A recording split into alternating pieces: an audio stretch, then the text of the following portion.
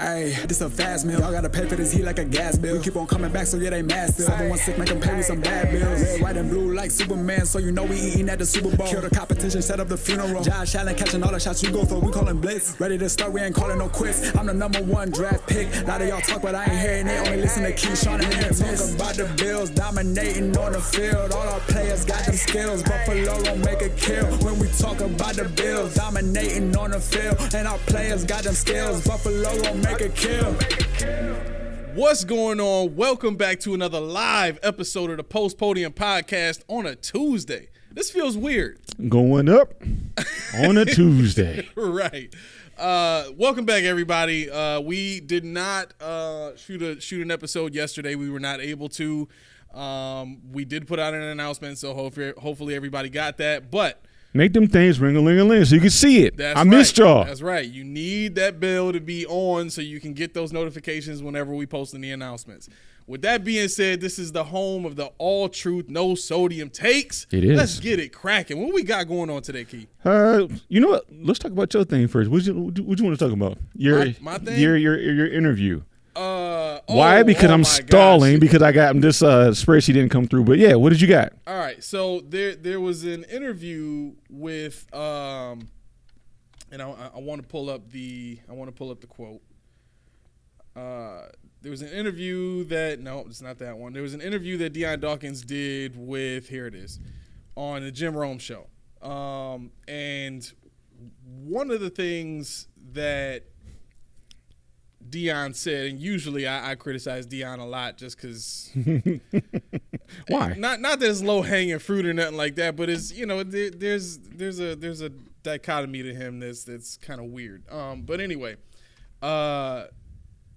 he was talking about the Stefon Diggs trade, and I'm looking for. I want to get the quote that he had because he was talking about. Okay, so here's where I started to kind of get upset about what he said. Yeah, okay. Sorry about that. So he says in the interview, the fans can be mad, they can be bitter, they can be sad, they can be happy. Of course they can, right? Everybody has emotions. Everybody's allowed to feel what they feel, which is basically what he's saying, right? Right. Then he goes on to say everybody has their own choice of emotions to show, and if Diggs accidentally hit that like button, then so be it. Accidentally? Well, I mean, like I said, I told you before, I thought that he hit the button because if you look at a lot of people on Twitter, and I actually feel like maybe this might be a status quo, might be the thing you're supposed to do, etiquette. Everything that I ever retweet, everything I ever comment on gets a heart. First. I don't, my own personal stuff, but that's what everybody does. Right. Yeah. So I do it too. And I need to start. Comments or something like that, I immediately like their. I need to start. And the thing is, when you get that many comments, chances are, you're just gonna hurt it. Especially, you're like, whatever. Right. And he didn't respond. He didn't do anything else besides hurt and move on. So, whatever. Go ahead. I'm sorry, what's your point, though? Yeah. So my interest in this is kind of connected to Gabe Davis in a way, right? Because okay. I had somebody ask me, today what my thoughts on the Stefon Diggs trade was and how I felt about it, and I immediately went to, what I know to be the situation going on behind the scenes, and I don't think we've really given our feelings on the Stefon Diggs issue. But I'll say this. Seeing how Gabe Davis was treated at the end, the snowballs being thrown at him, getting into an argument with the fans and stuff like that, I don't think that the turnout of his career was entirely his fault. No. I mean, I know we go through all the theatrics with the jersey. I know we go through bad mouthing the guy, but no, it's like we talked about before. It's a product of the system, a product of coaching, a product of who was around him, a product of just favoritism, if need be, if you follow what I'm saying. But Gabe Davis by no way, shape, or form did I ever really believe that he was a trash player. Even though I say it when Max says playoff game, I'm like, yeah, get the hell out of here with that. But but you know what I mean. Yeah. So when I think about the way that Diggs was badmouthed on the way out, it's eerily similar to the way that Gabe Davis was badmouthed on the way out. Now, the two receivers deserve different approaches, right? Gabe Davis, in a way, was never really given a chance to be in a setting, in a system that was good for him, that worked well for his skill set, right? And maybe to some degree that's the Bills not having enough imagination or creativity to find a way to increase his role or to make him, play better or give him better opportunities. Mm-hmm. But and before you even go any further, you know what people are going to say? What? You can't get off when Stephon Diggs is commanding the ball and crying like a little baby, the little diva he is. You can't get off. You can't, because Stephon Diggs is snatching the ball from Gabe Davis' hands every time he catches the ball. Stephon Diggs is running across the field and tackling Gabe Davis and making him the leading drop man on the team. Yeah, that's all Steph Diggs, low hanging fruit. Right. So thinking about who Diggs was leaving the building, private person, came in, did his job. When you think about all of the other number one wide receivers that we've had here, he's probably been the least vocal player that we've ever had as a number one receiver. Stevie Johnson was way more vocal. Oh yeah. But his vocal, what you call it, vocality, we'll say, is was mostly slapstick, humor, fun. Then when he had the Why So Serious shirt, that's when, he's got to go. Yeah. He's got Why So Serious. He's got to go. That was the one thing that made me love him. The musket thing in New England got him benched. He's got to go. What is he doing? Nah, get out of here. I never understood that. Get out of here. I mean, you bench him if you want, fine, but get out of here. You want to turn on him that fast? Right. He was at the time, wasn't he the only wide receiver to have, what was it, 3 straight back-to-back 1,000-yard seasons, something like that. 1,000-yard seasons. Yeah, so, I mean, Steph Diggs dwarfed that with 4, but at the time, that was by far one of your highest producing wide receivers, exactly. In a vacuum. So how quickly you turn? Yeah. How quickly? So let's get, Solomon says, let's get Mitchell. Oh, let's do it. Oh, man. Here we go. Let's do it. I'll say this.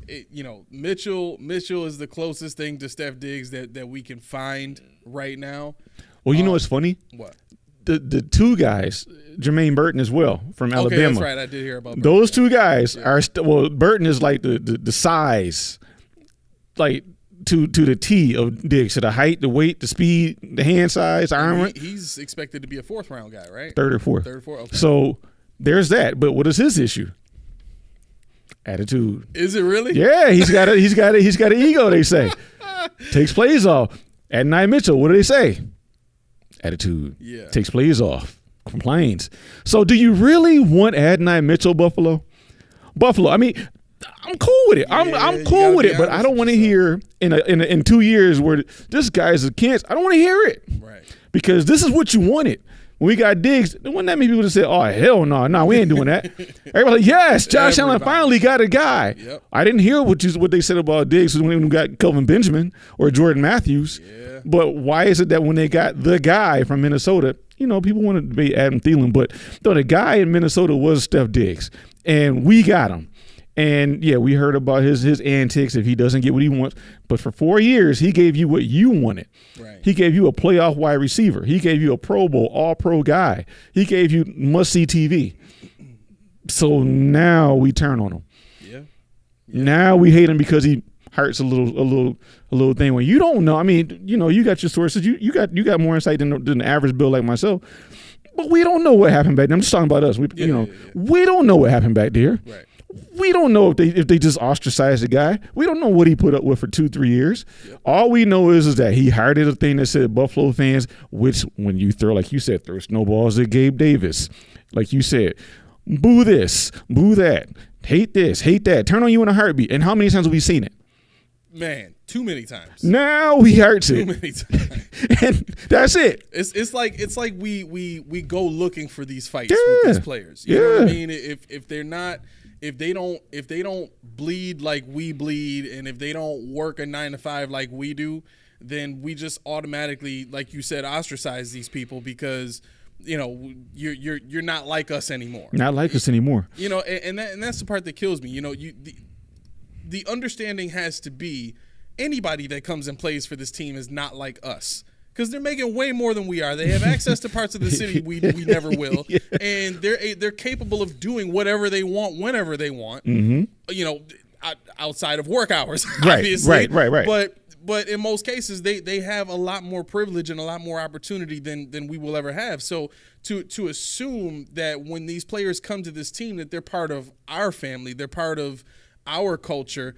No, that's a delusion. I'm gonna say it's a facade. It's a facade. Right, yeah. Right. And I think that's where the Bills fan gets carried away. Yo, Solomon is on a roll today. I'm gonna get to that. I'm gonna get to those two comments in a second. You know, that's where we really get caught up in. You know, when we lose a player, mm-hmm. it gives off very Karen-ish vibes, because if you leaving me, that means there's something wrong with you. Right. Yeah. It's never me. It's never my criticism. It's never my insecurities. Right. It's always the person that's leaving's fault. It's you. And that's the thing. You know, people get wrapped up in Jim Kelly because he lives in Buffalo. They get wrapped up in Thurman Thomas, who's still, if he doesn't live here, is almost always here. Yeah. They get wrapped up in those things, but why are we not hearing ridicule of Bruce? He left to go to Washington and then never came. I mean, he comes back for appearances. Right. Andre Reed don't live here, you know, but they were great and they didn't do anything. They left past their prime, I guess. Mm-hmm. You know, they left nothing in the tank, and then they scooted. Right. But these guys, and I'll go even more current. Deion Dawkins, I believe 100% he loves Buffalo. 100% I believe Deion Dawkins will be in Buffalo when he retires. And I believe 100% that Deion Dawkins is going to be a fixture in this city probably until the day he dies. I believe it. You know, and you know, organizations, foundations, things like that, appearances, living here, trying to help the city be a face for it. And I commend that. But that shouldn't be the expectation. Right. That shouldn't be the end all be all. If you don't do that, you suck. Right. Because why would anybody want to come here?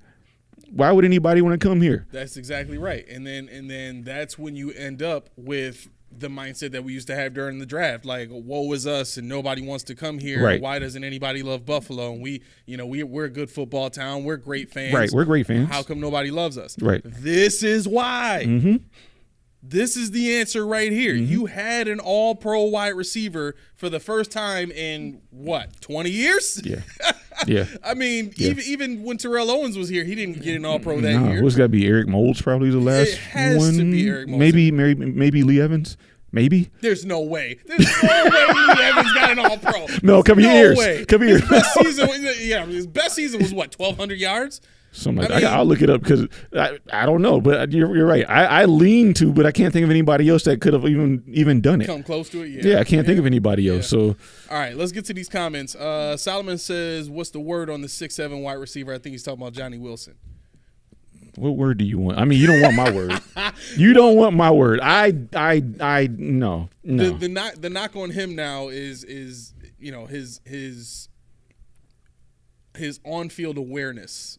He's got a lot of work to do. I mean, I'm not saying he can't do it, but he's got a lot of work to do, from route precision to stack to even catching the ball. I mean, you're as big as he is, he's not that physical. Coleman is way more physical. Yeah.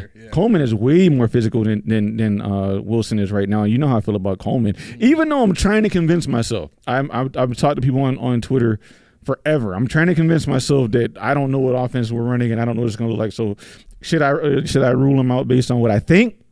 I don't know, but it's tough. Do you see Keon Coleman being able to have a similar season to an Alshon Jeffrey? I could see that.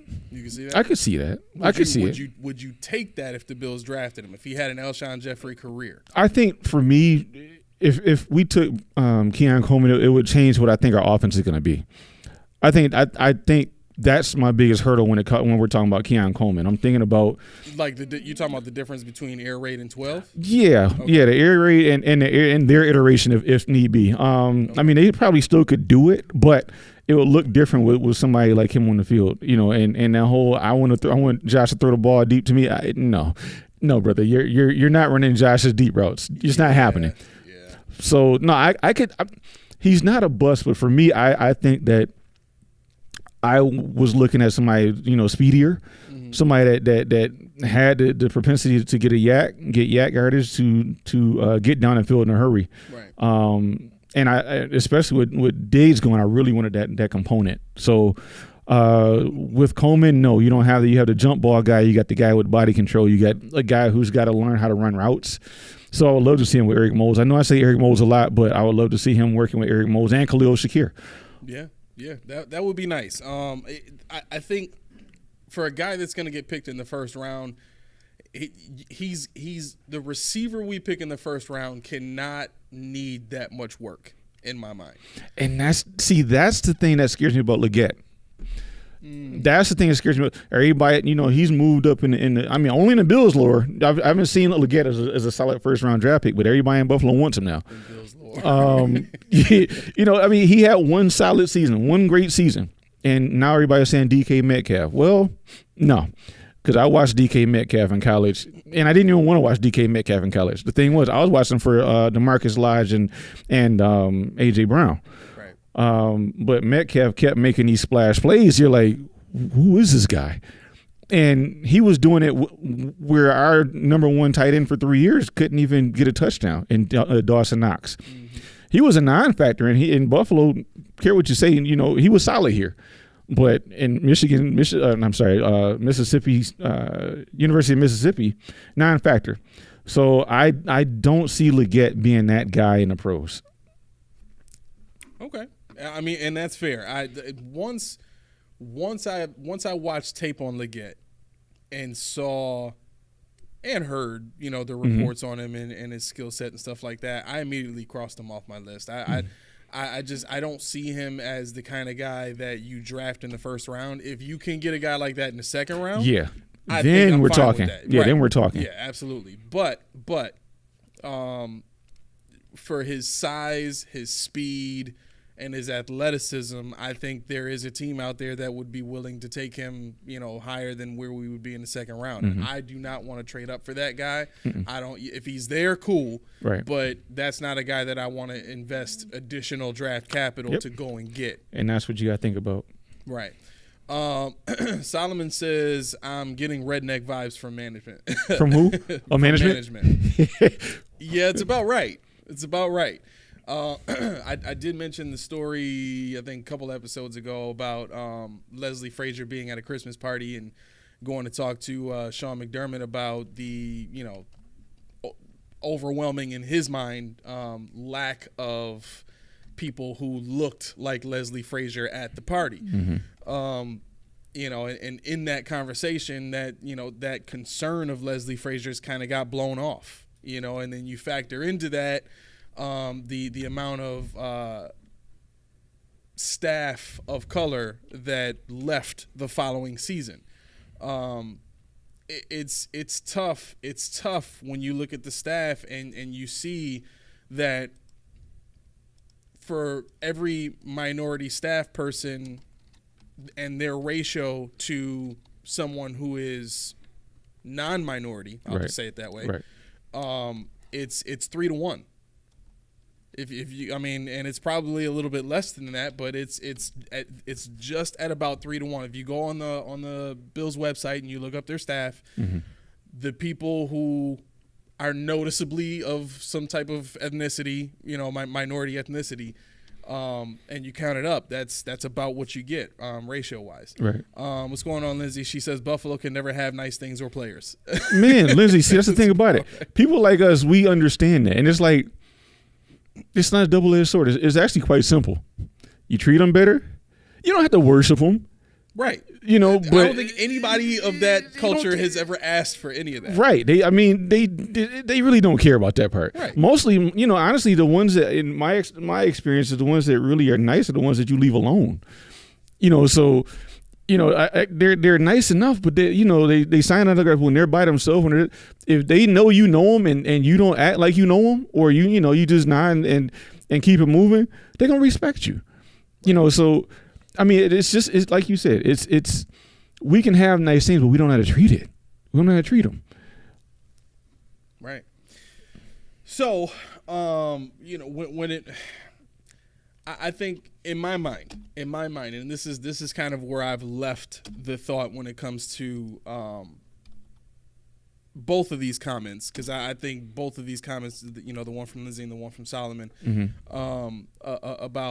about the franchise as a whole. I think at the end of the day, for me, it comes down to the accountability. To me, that's the name of the game. And when we're talking about accountability, we're talking about pressure from places that matter, pressure from places that put the team in a position to either have to change or feel a pain that they don't want to feel. Right. We're capable of that. I really don't, I don't want to get into a whole nother soliloquy about it, but at the end of the day, I think this is what plays into, the conversation about, Dion Dawkins and even with him saying, talking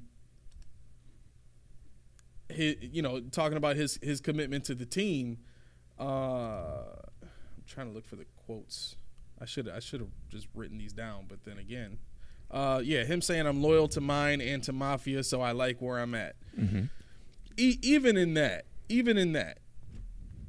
when you come to a team and you're the type of person that kind of understands how jobs work, you know what I'm saying? I've been at jobs where I know how to get into the culture. I know how to be part of the team. I know how to fit in with people. I know how to grow within the company and talk to the right people and all that kind of stuff. You eventually get good at that kind of, you do. And it's all the same usually. Right. Basically, you just got to know the right people are to talk to them. But yeah, so I think when I look at this quote from Dion Dawkins and I look at these types of quotes from players, ultimately we have to understand as a fan base, the only way that the culture changes is when we put players in the position to feel like they can change it, and B, support the right things, right? And I said I'm not going to get into a soliloquy about it, but this is one of the quotes that I wanted to point out, because to me this is not anything special for a player to come out and say, hey, I'm loyal to my team. Okay, but weren't you one of those people during the situation last year that were in support of Diggs? Weren't you one of those people that said, I have his back? Mm-hmm. I do remember him saying that specifically. I have his back. Yep. Okay, so you had his back last year when the head coach was about to try and get rid of him on his own. Mm-hmm. And then finally they get Josh's blessing to get rid of Diggs this year, and now it's I'm loyal to my team. Right. I'm not sure if that's a quote that sounds like, I'll put it like this. It doesn't sound more so like it's loyalty to the team rather than self-protection and self-preservation. Like, if that contract got moved, then my extension ain't safe either. Right? You mean like somebody saying, I'm concerned, I'm very concerned. Yeah. 2 days later, I'm not concerned. We're good. Everything's fine. Right. Nah. Right. Nah. Even the media didn't let you get away with that one.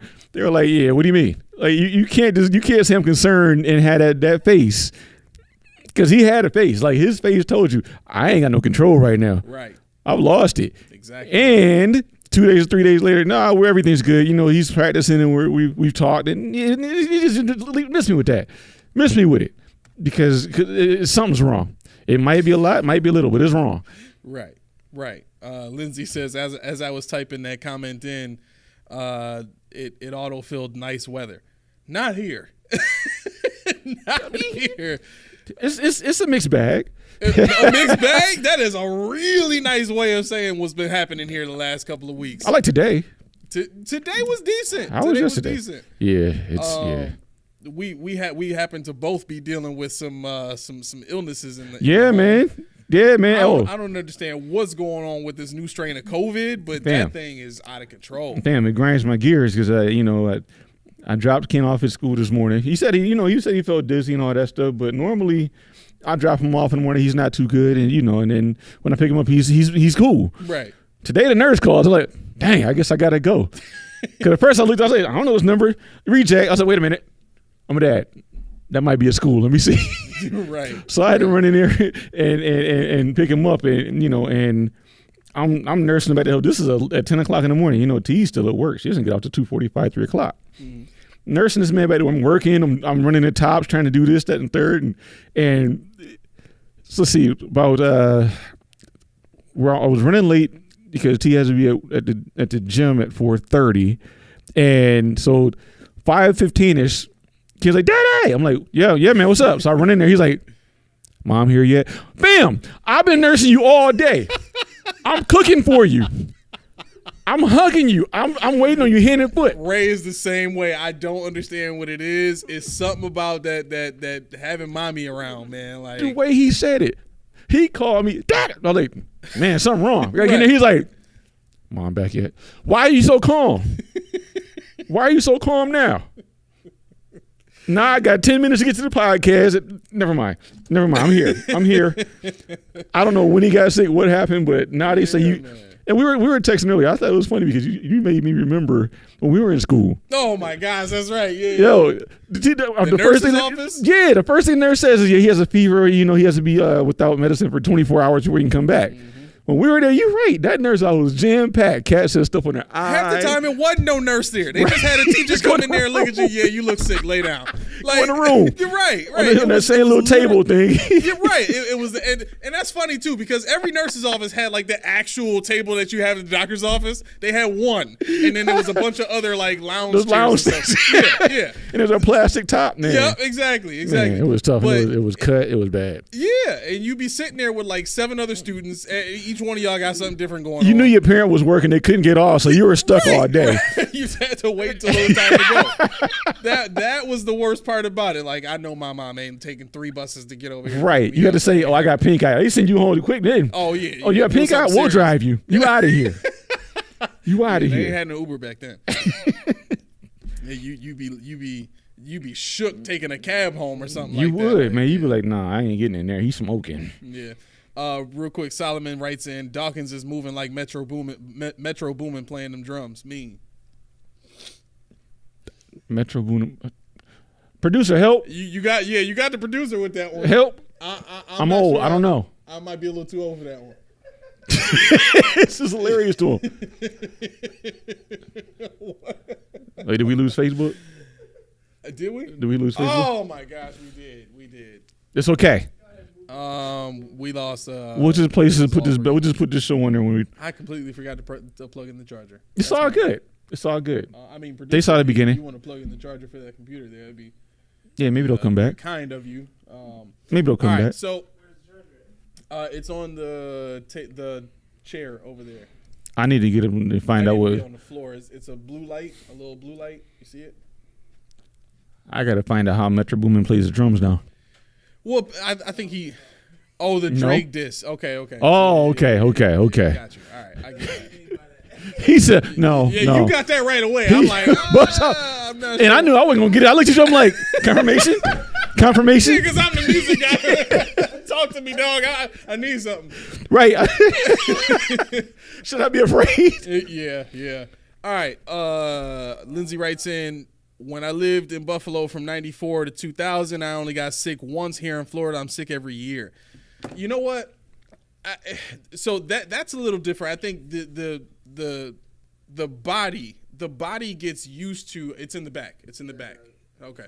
The body gets used to, atmospheric conditions. Like I'll give you a prime example.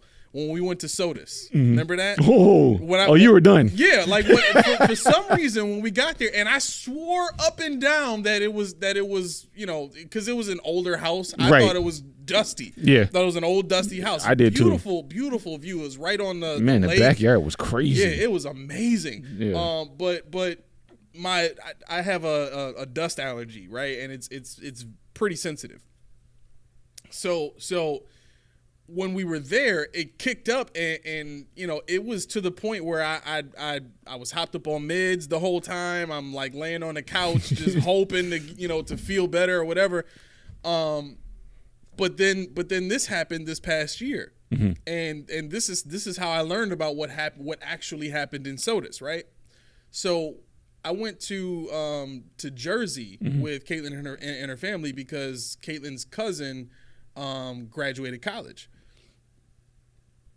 Well, when we went there, the same exact thing happened.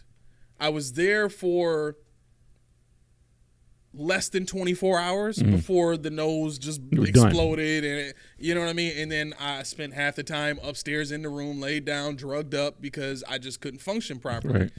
Right. Now, what I learned was in those types of elevations, because SOTUS is at a certain elevation too, above sea level. At certain elevations, you gotta go into it. You gotta enter studio, and then you gotta add in. Go down to the left hand side. That gray screen. Down, left, down. Left, down, left. Yep. Right there. Yep. Add that in. Okay. Boom. You should be good now. Perfect. Yeah. Okay. We all right. They get the gist. So what it turns out that it was is being at a certain elevation, once you get up high enough, there's less moisture and more, you know, dust particles in the air. I had no clue that was a thing. Yeah. But when we went to SOTUS, when we went to Jersey, because we were up higher, more dust particles in the air equals Aramis's face exploding. I'm surprised you weren't messing up in Poconos then. Well, so was I? Nah, that one you were right. Nah, you were good there. I was good there. Yeah, you were good there. I'm surprised you weren't. Well, how much water were we around? I don't even know. We didn't leave the house. I mean, it's Pennsylvania though. We never left the house. We were. Dude, that's true. We played cars. The kids ran around. We were outside in the backyard. We still were in the. We went to get the food that one time, and that was pretty much it. I went to Starbucks. That's right. Relaxation. It was relaxation. Yeah.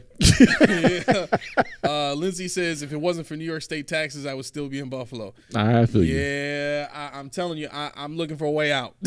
I'm gonna say I feel you as I'm sitting in New York. Yeah. I feel you. And now we got to pay for this state. You know, I was talking to somebody today about the stadium not having a dome. The numbers on the dome was what, another million, It was a couple. Yeah, it wasn't that much. Yeah, it wasn't that much compared to the actual stadium.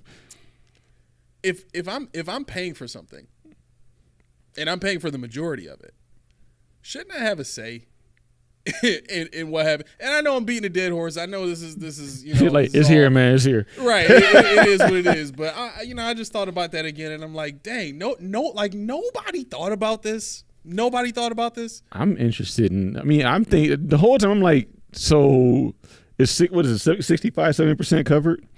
So is it really? Is that what they're saying? Yeah. There's some people that are going to be like, they're going to be sitting in a lap of luxury while the players sit under freezing their cojones off, and they're looking up like, yo, them cats ain't wearing jackets. They're not sitting in snow. I mean, I always thought about that. How does that feel? But then I talked to somebody, and and they were like, oh, I was somebody at work. We were walking outside in the rain. They're like, I never thought about it. Football players playing this. I'm like, yeah, but you don't notice it when you do it. But right. But when you're watching, it's completely different. Right. So, yes, I did want to get to that, Solomon. I'll get to that in 1 second. All right, we'll stop tangenting. Go ahead. I know. I was having a ball. Solomon, you ruined my good time, man. All right, well let's get to that now, because I did want to talk about that too. One of the things when it comes to Josh's performance this year, and I titled the episode "It's Not About Allen." I actually want to get to that too. Okay. Yeah, good. Great. So Solomon writes in, I think we're going to run more 12-man sets on offense. What do you think, as of right now, based on the players that we have, it looks like the Bills are more likely to do? I was talking to another podcaster, pretty well known in Buffalo, especially in regards to the Bills, and we were discussing the philosophy and what I should expect. And this is when I went over, the whole I want this guy, this deep threat, blah blah blah. He was like, well, I would expect the offense to look a lot like Sean Payton ran. And I'm looking at Sean Payton when Joe Brady was under him, and I learned that they really only had one target, and that was Michael Thomas. Mm-hmm. I think he had 125 receptions on 150 or so targets. But the number 2 guy was Alvin Kamara. Looks a lot like something we can build in Buffalo when you talk about the love for Dalton Kincaid. And I know you don't like the pass catching thing, but what he's in line for, and also in terms of taking up that Michael Thomas role, if need be, okay. If need be, not saying that they're set on it, but if for instance, if they can't find that guy in the draft, but when we drafted James Cook, who did I always say? I said I thought this guy could be a lot like Alvin Kamara. Yeah. Looks like they are trying to replicate it. So now I'm thinking again. Now when we were talking and I was going through the Keon Coleman piece, isn't Michael Thomas more of an intermediate guy anyway? Yes. So he's a big body intermediate guy, which I'm like, okay. Was he 6'3", something like that? 6, yeah, about 6'3". Okay. So Keon Coleman, 6'3", 6'4". Adonai Mitchell, 6'3". I'm seeing a trend here. I'm seeing they're not looking for that speed that we thought. Maybe. So in terms of who's it, Solomon? In terms of Solomon's his comment, I can see a world, and this is where I'm at a loss. I don't know what they're going to do anymore. I can see a world where they run a 12. I can see a world where they run a true air raid. Yeah. I think it depends on who's there, and that's why I'm really interested in your take later on when we talk about, you want to talk about the trade-ups. And I started thinking, do we really need to trade up, depending on who's there, depending on how it goes? Do we really need it based on what they're looking at? And I had some other thoughts about wide receivers as well that we'll get into when we talk about that. But I could see it going either way, depending on how the draft falls. I don't think they're going to jump as high as people think. I think, 2 or 3 or 4 places if need be. I just don't think they're going to sell the farm. I don't think they're going to mortgage everything to go up and get. And I don't think they really need to. Because I think Brian Thomas will drop. Keon Coleman will still be there. And Adonai Mitchell might be a little higher than we thought. So you might move it to 20, but we'll see. So, a few comments. Super Promo Video says, please don't run 12 personnel. Can we get back to air raid Bills in 2020? The answer to that is probably a heavy no. And that's where I was going with it. Yeah, and then Solomon says, yeah, you're right about Michael Thomas, and he also said that's a great take. I agree. I think when you look at the way that this regime has operated, they are all about viability and continuity, especially when it comes to their competitiveness. They want to remain competitive every single season, right? Yep. And they said as much. Right. So when we're talking about, that Michael Thomas role, I agree with you. I think I could see Kincaid being that option that they would want to use for that. They even talked about because they were talking about they were talking to what's the girl that does the analytics all the time for the Bills during the preseason? Blonde hair chick. Not Maddie Glab. No, not Maddie Glab. I know you're talking about. I forgot her name though. I cannot remember. Yeah, I forgot her name. She's amazing mathematically when it comes to like the advanced stats and all that kind of stuff, right? But when they were talking to her, Steve came out and mentioned that the players that they have now work in that 12 formation. Mm-hmm. And then I thought about what it would take to switch not just the right. receiver play, but the offensive line play right. to more of an air raid style of play, right? I don't Cynthia Freeland, thank you Super Promo. She's amazing. Freeland? Yeah. Okay. Yep. Yeah. So when it comes to the type of offensive lineman that you have to play an air raid, you need guys that can anchor their ass off. Yep. Yep, Like, you're right. Literally, Literally. you cannot have a 6'8" right tackle that Right. can't They can't anchor. Right. You cannot have a 6'3", 320-pound left tackle that can't anchor. Right. Right? Right. These are athletic guys. Right. Right? And the reason you go and get those guys is because you want the zone run. You want the zone run scheme. That's why you go and get athletic linemen like that, so that you can pull, you know, all that kind of stuff. And that's also why Connor McGovern becomes your center, Right. because he's very good at pulling. Right. So I think all of that really comes down to, and I'm sorry to say this, super promo, but you know, the 12 formation looks like it might be here to stay. Now, how does Curtis Samuel fit into that? How does Shakir fit into that? You know, Shakir got his chances for the most part on third down, right? Depending on how well Knox has progressed in his ability to run routes, get open, make plays, that might be a pretty good 1-2 punch, you know what I mean, between Kincaid and Knox. And that might be something that, you know, the Bills can bring back that Brady and the Patriots used to do. Does it piss me off that looks like that's something that they're trying to do? Yes, very much so. But when you're looking at the last piece of the puzzle that the Bills need to add in order to make that work, when they had when the Patriots had Aaron Hernandez and Rob Gronkowski, their only receiver at that time was who? Wes Welker. If I'm not mistaken. Yeah, they might have had, you know, they sprinkled other guys in, but he was their mainstay. Yeah, Amendola was there, but he was always hurt. And who? Amendola. Yep, Amendola. So I think what we're really looking at is Wes Welker and Deion Branch. Yep, and yeah, that's the one. Those were that was the only time that they had those two tight ends and two wide receivers that could play. Now, we're in a very similar situation with those two types of players. I think Shakir is just as good as a Wes Welker was, just as good as a Julian Edelman was. He's that ilk of a player. Curtis Samuel, I don't think he's as shifty and quick as Deion Branch, but I think he's got more speed than Deion Branch had. He's more versatile. Right. He's more versatile in his style of play. So I think those relative aspects of how the offense is built, I think that speaks to, listen, we wanted to run the 12 last year. Joe Brady found a way to make it work. He's confident that he can give Sean what he wants. That's why he got the job. Yep. It's not going anywhere. Yep. And to that point, guess what you should also look forward to them drafting? The running back. A running back? Yeah.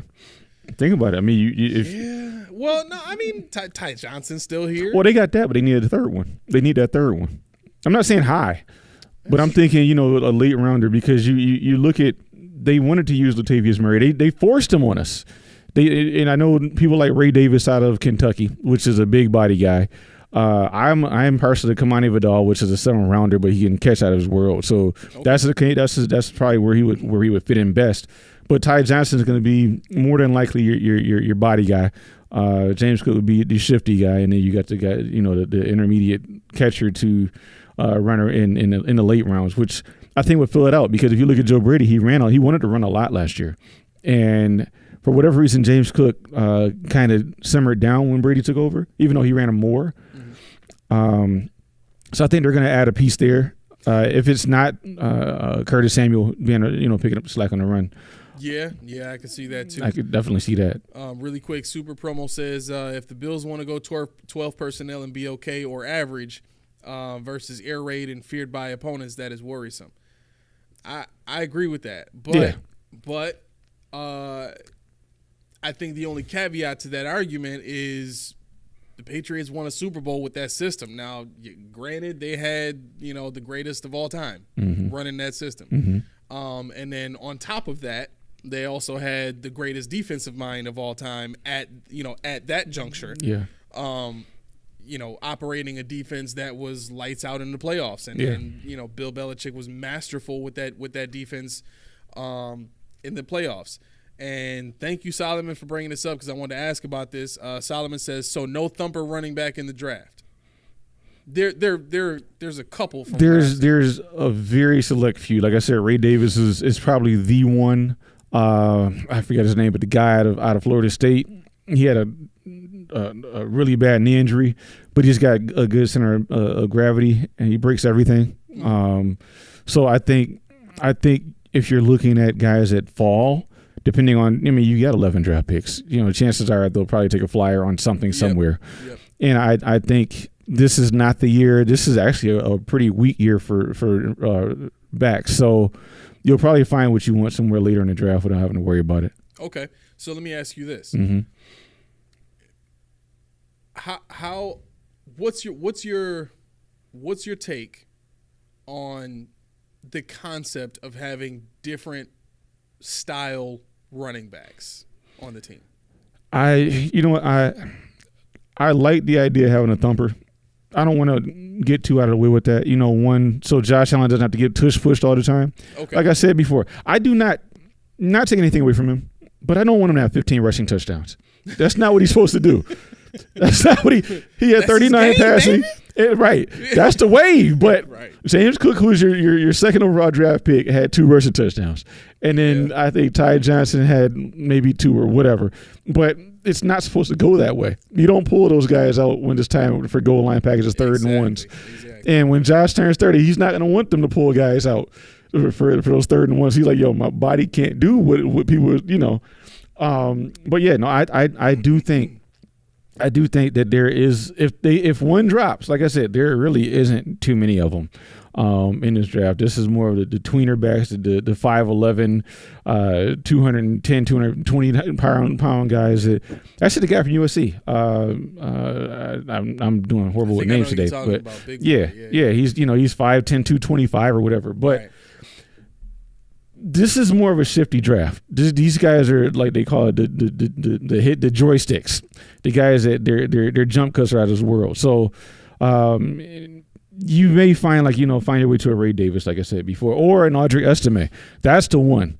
If you can get Estime, I could see Ty Johnson having to fight for those thumper carries. But outside of him, you're good. So.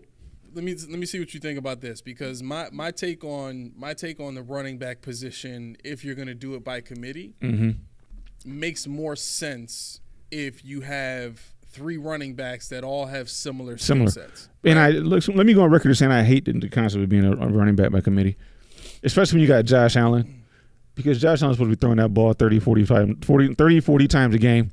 And I mean, who was a super promo who wanted the air raid? Yeah. You're not going to air raid if you have a running back by committee, and that's just tragic. Right, and that's the tough part. Especially when you have a running back like James Cook that could really fit a system like that and get the kind of catches that you want a running back to be able to get. You talked about a guy like Alvin Kamara. I just, to me, it seems like a waste of talent to put a running back like that in a 12 formation and say, go get us 1,200 yards. Yeah, right. There's no point. 2 touchdowns. Yeah. No, you know what I mean? Yeah, you don't do that. Oh man, Solomon, you hitting all the good spots today. I'll get to that in a second. My thought on the running back committee thing, and I think you kind of nailed it. But I don't understand what the competitive benefit is when you put a bunch of running backs in a room and all of them have different skill sets. I think if you're looking for, versatility, which is something that the Bills have always preached and talked about, they want players that can play multiple positions, but they keep finding players that, did one thing in college and then they put them in one specific position in the NFL and they don't let them do anything else.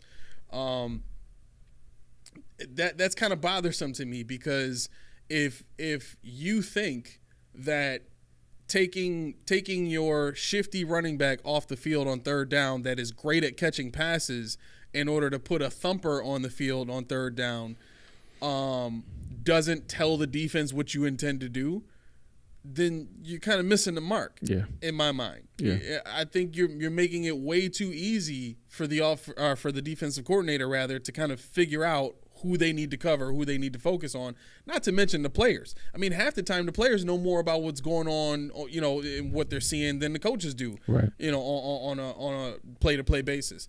So if I, you know, and I play safety, right? So if I'm looking at formation and I see their pass-catching running back go off the field and I see their thumping running back, to do pass blocking, like that's easy. Right. So now I know 9 times out of 10, based on down and distance, my first step is going to be backwards. I don't need to step up. Right. For what? Right. You know what I'm saying? So, you know, that's one of the things that when you think about how the Bills have built this team, it just, like Super Promo said, it's worrisome. It's worrisome. It's you're trying to take a product that its main viability is about its ability to win games, right? Mm-hmm.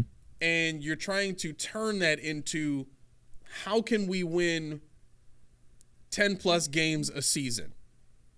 And you're trying to manufacture that without actually going and getting the things that are guaranteed to give you that, right?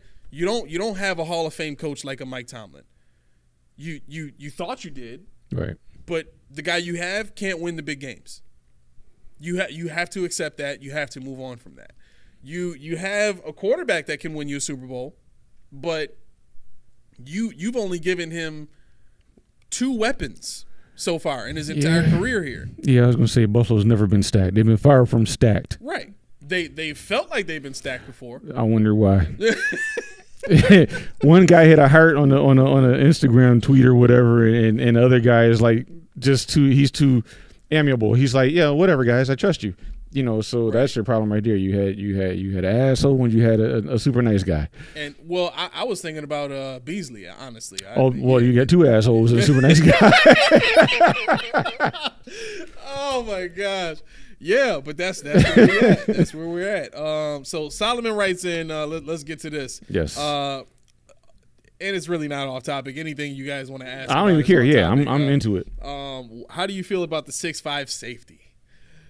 Ooh, you know how I feel about the 6'5" safety, boy. I honestly have warmed in the house. I've warmed up to it. He was my point of contention only because you won't give me anything I want, but.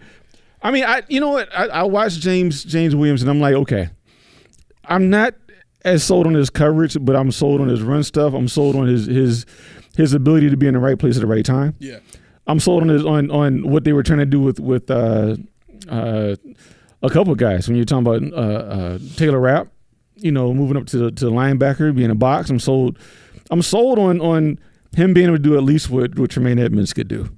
Honestly. And more because he can play safety and Tremaine couldn't. Right. You know, so yeah, I if you're talking about 4th or 5th round, I can see it. I'm cool with it. Yeah, I'm cool with it too. I think, you know, if you're serious about getting that guy, you got to be prepared to get him in the 4th. Mm-hmm. I don't think he makes it to the 5th. That size, that athleticism. Not to us in 5. Yeah, right. I think, you know. What was I gonna say? He's a 6'5" version in my mind of Jordan Poyer. The way that Poyer plays. Yeah. And he, you know, he doesn't always go for the big hit like Poyer used to. Right. But with that size and that athleticism, for him to play box safety, to me that is the perfect big nickel type of player, and that's what made him and Kenshin so special. Kenshin's was that space heater in the middle. He dropped back and took the high one, and he did it well. You know, so you could leave a guy. So that's the thing. Do we trust? Well, I asked this last question. Do we trust Mike Edwards enough? Do you trust Taylor Rapp enough to play that single high? I don't. No. So that takes away from, James Williams. But well, that brings up this conversation too. Micah Hyde is still out there. He is still out there. He's still out there. I don't know how he feels. Has he declared? How do you feel about it? Has he declared he's going to play? Well, they're still waiting to figure that out. Yeah, that's the thing. That's the big now, thing. If you can get me a Micah Hyde, because I couldn't get Cameron Curl. We can always trade for Cameron Curl. I'll trade again. Yeah. But if we can get an insurance person like Hyde to get in here and make sure we cover our bases after the draft, I'm all for it. If he wants to play, and it depends on how much it's going to cost. It's not going to be that much. It's not going to be that much at all. I'm talking about league minimum. Yeah. But are we going to have the Anquan Bolden thing where what do you ask me to do for league minimum? Yeah, there's that too. That's the problem. Now, there's a lot of safeties that can play the single high in the draft, so I would be fine with taking two safeties as well. Jalen Simpson out of Auburn would be one of my favorites, a cornerback converted to safety, who can fly all over the field and can read like nobody's business, and you can ask him to cover the nickel in a four wide receiver set. Yeah. Solomon writes in, Hyde neck issue scares me, man. I think for me, if you bring Hyde back with the guys that you already have in the room, it wouldn't scare me that much because with the drop off that we've seen from Micah Hyde, and a big part of it is due to the neck issues. I don't think he's so far and above Mike Edwards and Taylor Rapp at this point in his career. So really, you if you bring a guy like Micah back, the benefit of it would be teaching the guys the defensive system and making sure that they're in the right, but kind of being that coach in the room. Let me ask this. Yeah. Actually, Solomon kind of goes with it, but how do you feel about Laiatu Latu, the defensive end out of UCLA?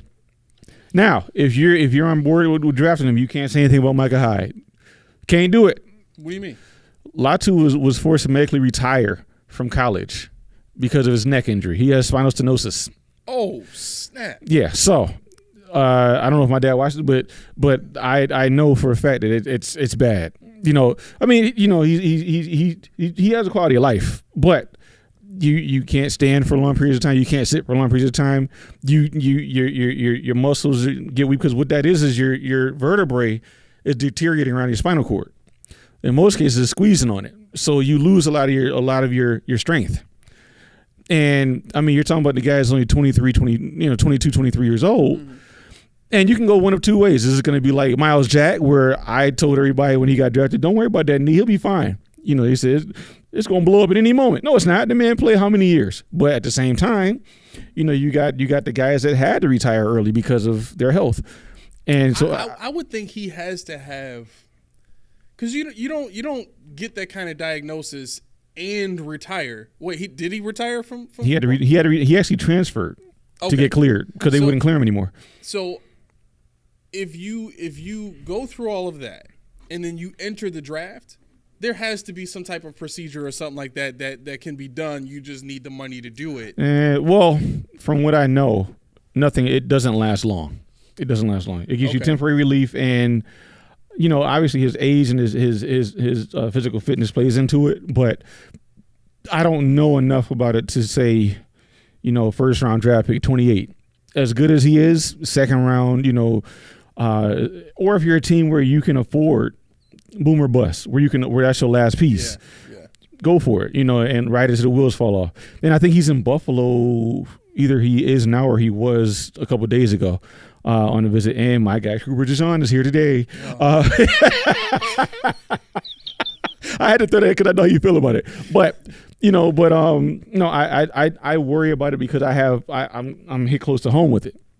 So I worry about what it can do to somebody, and hopefully, he lives a long and full life, able to do all sorts of things as 22, 23. Not saying he's going to be paralyzed, anything like that, but after a while, that weight ain't going to be able to carry, right? And you just got to. It's just tough for a team like Buffalo who needs so much when they don't know it.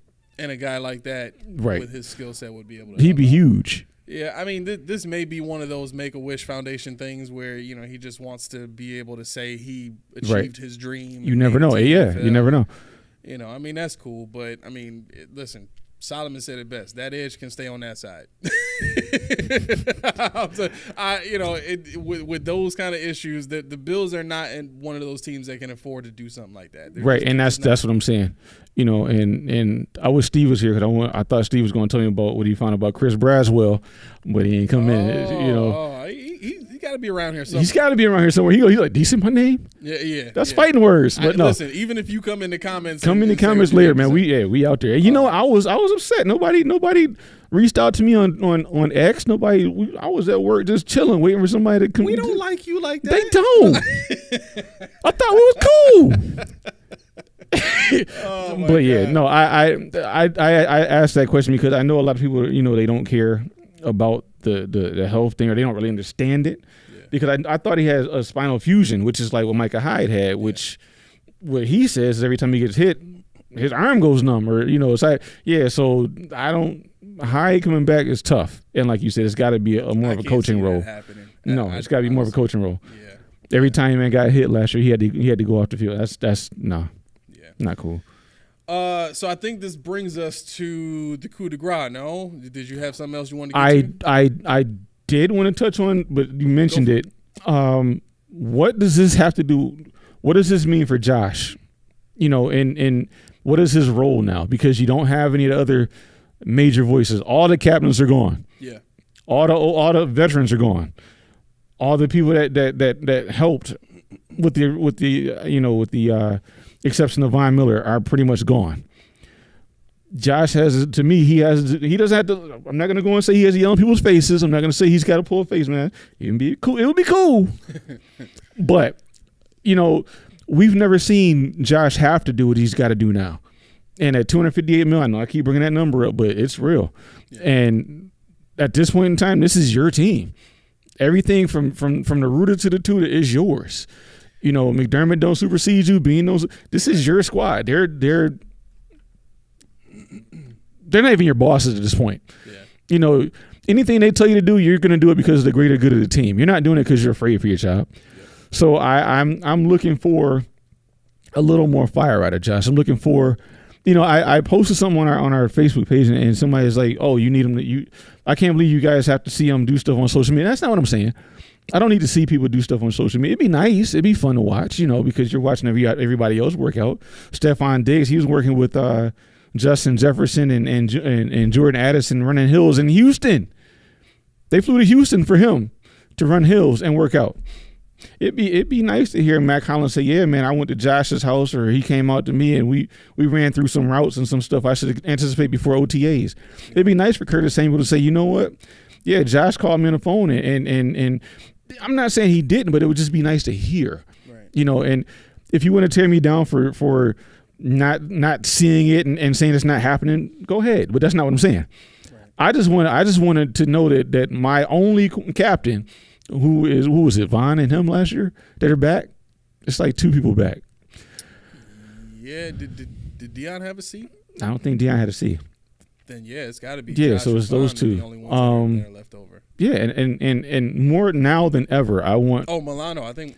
Milano, he might have been. Yeah, he might have been.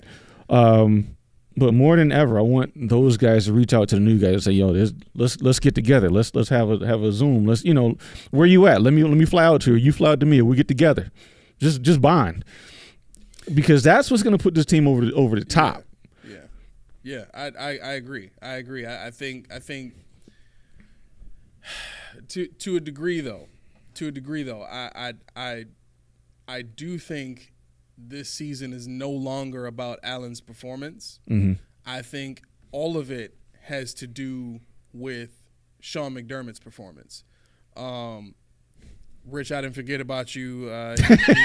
He said he knew you were gonna say it.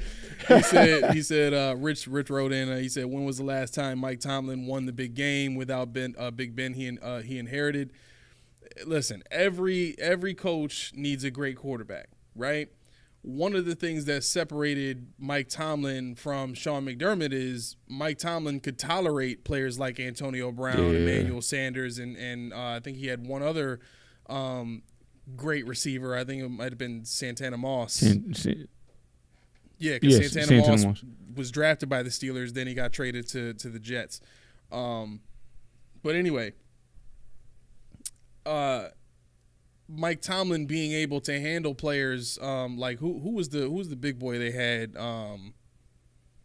undrafted dude, the linebacker, pass rusher, yeah, my man James Harrison. Yeah, James Harrison. Like Sean McDermott is not going to be able to deal with a player that has that type of mentality, that type of strength of character, and just don't give a damn. Knows what it like. He don't give a damn. He never put up with the bull. No.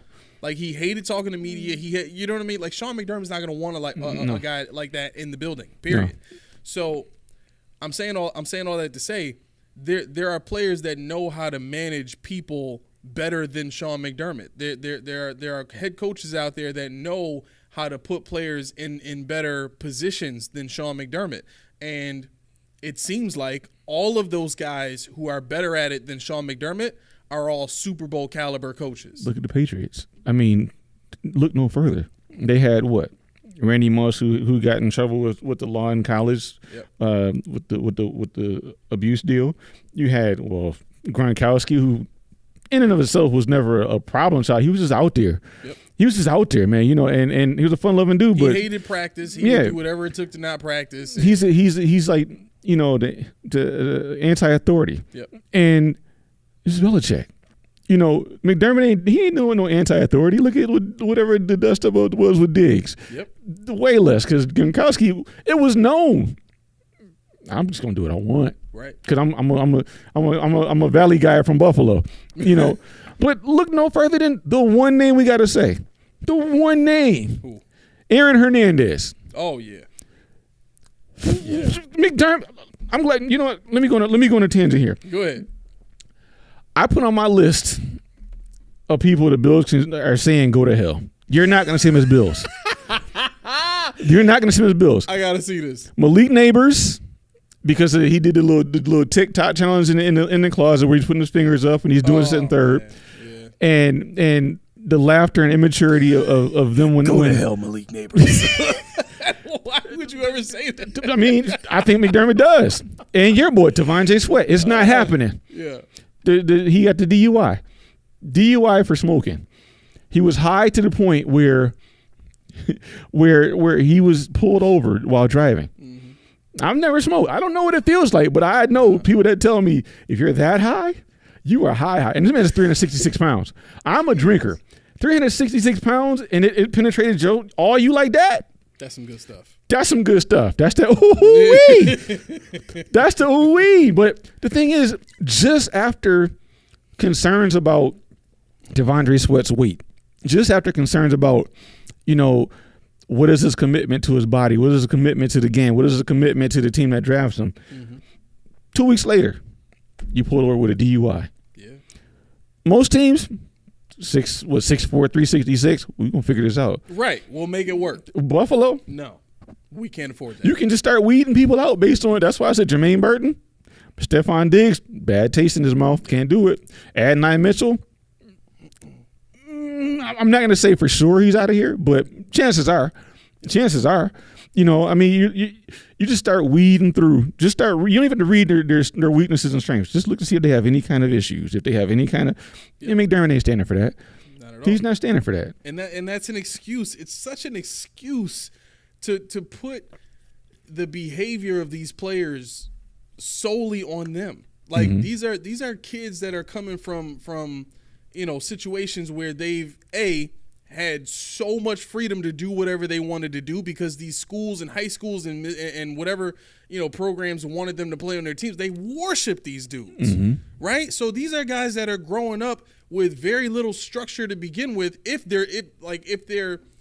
they're lucky, they have parents that step in and draw the line somewhere. Right. But most of the time, a lot of these guys don't have that kind of structure growing up. Mm-hmm. You know what I'm saying? And their way out is football. Right. So that makes it even more important for whatever head coach you have on your NFL franchise to understand who he's coaching. Mm-hmm. If you want a program where you got, nothing but good old boys, Right. that's a college program. Right. That's never going to be the NFL.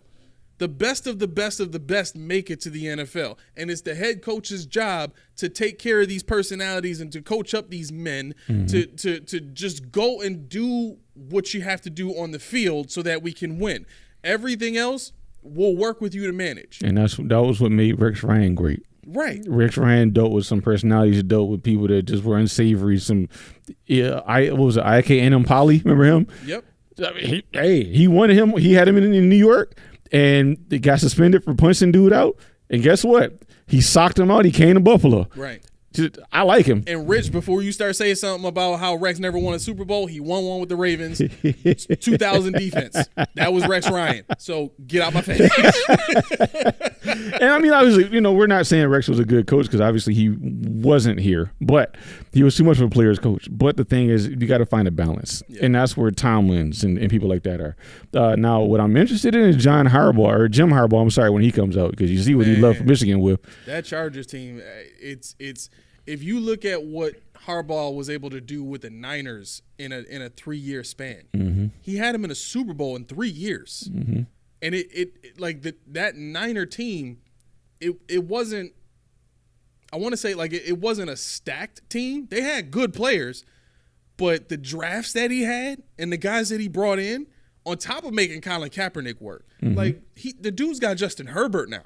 Right. You don't think he's going to be able to make it work with that quarterback? Give him some protection and watch him fly. That's going to be a tough team, man. That's going to be a tough team within 3 years. I'm calling it. Within 3 years. I believe in that coach. I really do. And one of my favorite wide receivers lost a fan in Ocho Cinco.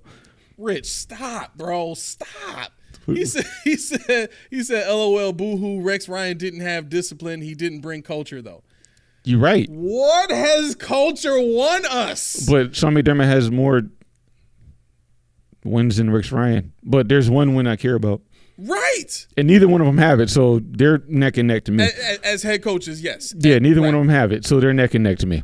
It's pick your poison. Rex Ryan has a Super Bowl as a defensive coordinator. Sean McDermott doesn't. Yeah, he's been to one, but he hasn't had one. And that's what I think is the biggest issue here is that in Sean McDermott's mind, he's been to a Super Bowl. He knows what it takes, to get to a Super Bowl. And the owner's probably looking at it like, this man was in a Super Bowl. he had a 15-1 season, right? And he was a defensive coordinator when it happened. But until you've been in a position to win one like Rex Ryan, you don't really know what it takes to win the game. Right. You know what I'm saying? And for Andy Reid, he had been to 4 NFC championships with the Eagles, right? He had also been in 1 Super Bowl with the Eagles. So he saw what it took to get to a Super Bowl, and he had the experience to know what happened to make him not win a Super Bowl, right? He then took that over to the Chiefs and said, never again. Y'all ain't never gonna catch me slacking. Y'all not gonna catch me, not having what I need to win a Super Bowl and being prepared to win a Super Bowl. And since he made the move to KC, he had the time and opportunity and patience from the owner to build this thing out because obviously when he first got there he had Alex Smith. Yeah. But once he got Mahomes into position and he drafted a few other players, it was over after that. So what I'm saying is, until Sean McDermott makes it to a Super Bowl as a head coach, I don't think he's learned enough about what it takes to get there, because everything that he's done in the season following these losses doesn't say, oh, he's learned his lesson. He's doing things differently. He's making the changes necessary to make sure that how he got beat last season isn't how he's going to get beat this season. I mean, clearly not, because he keeps getting beat by the same team. Yo, yeah. Rich, you trolling, bro. He said it took Andy Reid 40 years to get one, LOL. Give King McDermott 10 years, he will have one. That's pretty much what we're talking about, is give McDermott 10 years to show that he may or may not be able to get us to a Super Bowl. I ain't got 10 years. You willing to do that? I ain't got 10 years, man. I don't. I ain't got 10 years. You're not finna waste Josh Allen's entire career just to see if you can do it. You've That's had where 7 it is. years already. That's where it is. So I was going to say real quick. Yeah. Famous wide receiver loses a fan at Ocho Cinco. Puka Nacua. Really? He's on his S list now. Yeah. Why? Because Puka said he's on a new diet. He's not eating McDonald's anymore. And everybody knows Ocho Cinco. Everybody ain't you, bro. Ocho Cinco had to have his McDonald's before every game. The same order before every game. McDonald's. Don't know how he did it. Whatever. But no, seriously, this is the last thing I had before we go into your exercise. And I didn't want to spend a lot of time on it, but we talked about Deion Sanders. I think he's going too far now. What? He has officially declared the 6 teams that Justin Hunter and his son are allowed to go to. Oh, yeah. And it was what? It was Atlanta, Philly, Dallas, San Francisco. I can't remember the other ones, but there was. I'm like, okay, your son is your son. Your son is prime time. He's driving a Rolls Royce right now. He just went to his first class on campus, I think last week they said. Mm-hmm. He's fine. If you screw him over, you just bail him out because he's got the money already. I don't know Justin Hunter's background. I have no idea where he came from with his parents in the world. What did his parents say? Yeah, you don't have to go to anywhere else but those schools. I mean, or those teams. I mean, my thing is, okay, where would I like you to go? But I don't want you speaking for me because you're gonna make me look bad. Because what the first thing they're gonna ask him next year is what? So if we want to draft you, are you coming?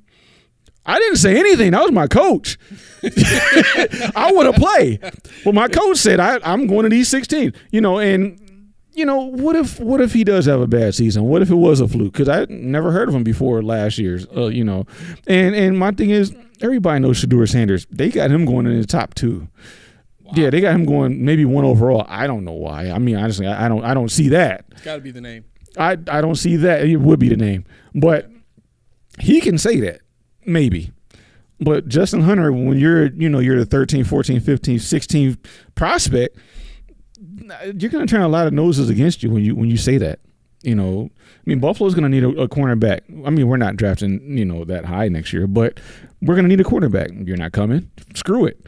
And I didn't even say, now he's got to do all this disproving what was already said about him because, people are, is he going to play wide receiver? Is he going to play cornerback? What is he good at? What does he translate to? I got enough stuff I got to prove. I don't need to prove that I'm not that guy that's only going to these places. Right. So I just don't know that I like the fact that Sanders said that just yet. About your kid, Deion bugging ever since he lost his toes. Huh? I said Solomon said Deion bugging ever since he lost his toes. It could be that. I mean, listen. That's where his sense was. His sense was his middle toe. Big toe. He's been bugging. I mean, it's like Colorado's not even a respectable team outside of Sanders. He still sucked last year. They had no pass rush. They had no offensive line. They had a quarterback who was the coach's son. You got a safety or a linebacker in Shiloh who was pretty good. But the thing is, there's a whole bunch of holes over there, and now you got all these pro coaches. You got Warren Sapp on your team. You got Terrell. You got all these guys. Time for results. Oh yeah. You can get any prospect you want. I think they'll get it too. I mean, you got to keep in mind, like this was the first time for Deion being in Division I. Yeah. And this is probably the first time for a lot of those players that were on the team being in Division I. Yeah. So, I mean, another full off season of recruiting and all that kind of stuff, along with the coaches that he brought in. Yeah. I think you're gonna see a big jump from that team. Yeah, he's getting whatever he wants. I mean, that's pretty much. I mean, there's a lot of guys that are decommitting from Colorado now. Yeah. But the fact of the matter, the transfer portal's out in this world. But that's a good thing when you have players decommitting. That speaks to what they see as far as their prospects and being able to play. And if you have good enough players where, like, look, this is our guy. You know what I'm saying? And other players are seeing that and like, I may not get playing time there. that's not necessarily a bad thing. You know what I mean? That's true. But for me, when you see a 4-star, a 5-star decommit and go somewhere else, I'm like, what's that about? You could be right. You could be right. But, I mean, I'm like, what's happening? You know? Yeah, it depends on the position. It does. But anyway, moving on to, let me see. Darren Granado got fired. Blah, blah, blah, okay. I wanted to welcome Billy Williams to the show. Oh, Billy Williams, what's happening? You comment, but he said coach is Marty Schottenheimer. I think Marty Schottenheimer might be a little bit better than McDermott at this. Well, I mean, obviously, Marty's been a coach way longer than McDermott, but looking at what Marty was like early on, like he was one of those revolutionary coaches offensively. You know what I'm saying? He was a creative dude, and the way that he ran his teams, he had great discipline. But he also had enough creativity to make sure that he put his players in position to win. That was one of the things that I think separated Marty from a guy like Sean McDermott. I think Sean McDermott, his claim to fame is discipline and this perception of culture. Yeah. I said this on the last episode.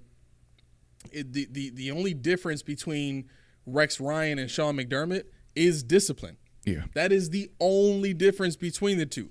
Like, if Rex Ryan had the discipline that Sean McDermott had, that team would have won way more games and probably even made it to a Super Bowl with the talent that we had. The only thing we didn't have, obviously, is a Josh Allen.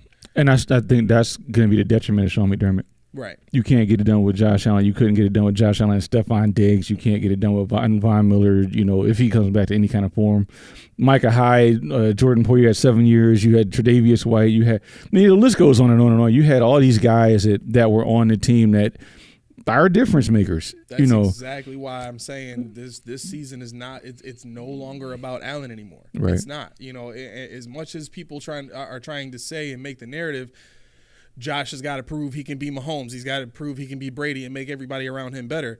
He's already done that. Mm-hmm. He's already done that. If you look at Diggs' numbers in Buffalo compared to his best season in Minnesota, all of his numbers here are better. Mm-hmm. Obviously, it has something to do with him, with Diggs having the opportunity, obviously. But for Diggs to have access to a quarterback like Josh Allen, Kirk Cousins. I'm sorry, he didn't even have Kirk Cousins. He had Keenum. Yeah, Case Keenum and Teddy Bridgewater. Yes, those are the two quarterbacks he had. So Diggs himself got an upgrade coming here to Buffalo, playing with Josh Allen. Yep. But we've seen Josh Allen play with John Brown. We've seen Josh Allen play with Robert Foster. Like, he can do it with no-name guys. If Duke Williams was worth a damn and could make any one of those sideline catches in that playoff game against Houston, we win that game. Like, we didn't lose that playoff game because of Josh. We lost because we didn't have anybody that could make a big-time catch. Yeah, they decided to sell low again. Right. So then you go and you get a guy like Cole Beasley. Cole Beasley has the best numbers of his career with Josh Allen. Same thing for John Brown. Best numbers of his career with Josh Allen. Same for Robert Foster. Has anybody heard about Robert Foster after he left Buffalo? No. So I don't think the issue is whether or not Josh can play with receivers that haven't done it before, because now he's played with both. He's played with receivers that have done it and haven't done it.